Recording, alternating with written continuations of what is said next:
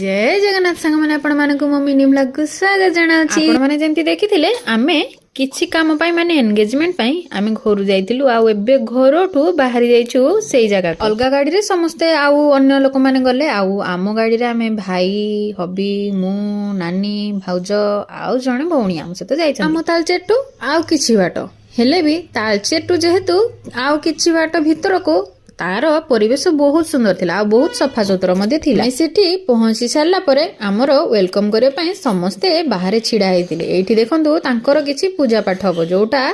निर्बंध रे ही थाए। जेहेतु पुओ घर थिलु चर्चाटा टिके अधिक थाए। मैं जाउ जाउ हमकु वेलकम ड्रिंक देइथिले। परे समस्तंकर चिन्हा परिचित हो सारा पर अध घंटे पर आमर खाଇବା व्यवस्था होता तू जगह नुआ लोक मैंने भी नुआ आमको चिन्हवाई टे समय लगे समस्त गले आग पचरा जाए जे किए से किए एमती पचरा उचरा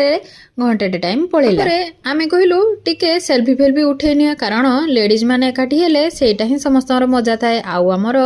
समस्ते भौणी आ भाउज मैंने समस्ते एकाठी आसला खाइबा समय खाइबारे भल भल आइटम थिला भात डाली खटा खीरी माछ चिकेन पनीर आउ सब जिन